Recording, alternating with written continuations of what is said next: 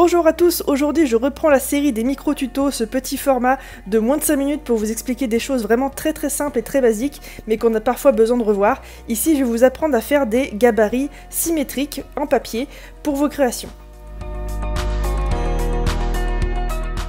Pour cela, il suffit d'avoir une feuille de papier, un crayon, un ciseau et surtout beaucoup d'imagination pour imaginer vos propres gabarits et vos propres formes.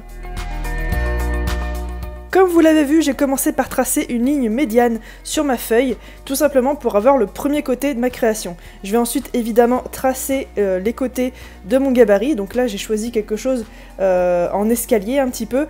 Je fais en sorte d'avoir des jolies formes et des jolies courbes et je vais repasser un petit coup de crayon pour être sûr que ça me plaise.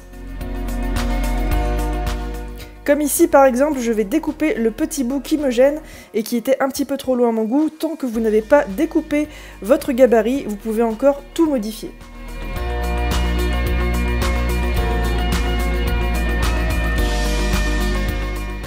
Lorsque le résultat me plaît, je m'empare de ma paire de ciseaux et je vais venir découper mon gabarit en papier.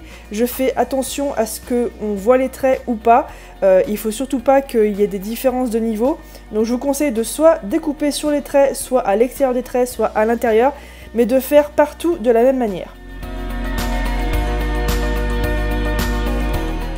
Je rabats ensuite sur la ligne médiane le premier côté de mon gabarit et je vais venir passer un petit coup de crayon sur l'autre côté de la feuille, tout simplement pour venir imprimer exactement la même symétrie de l'autre côté.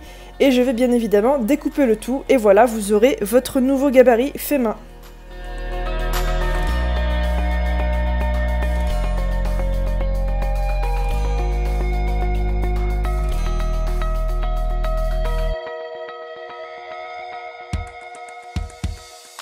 Une autre petite technique en bonus, celle du bol. On va tout simplement prendre un bol, vous pouvez en prendre de différentes tailles pour avoir différents résultats. Vous allez venir tracer un premier arc de cercle, puis un deuxième juste en dessous. Et voilà, vous avez un nouveau gabarit pour un joli plastron très fin. Vous pouvez en faire évidemment de différentes tailles avec différentes largeurs.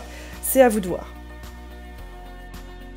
Voilà, j'espère que cette petite vidéo très rapide vous aura appris quelque chose, j'espère que vous vous en servirez très bientôt. N'hésitez pas à me montrer vos plastrons sur Instagram et Facebook. Et puis moi je vous dis à très vite pour un nouveau tutoriel. Ciao!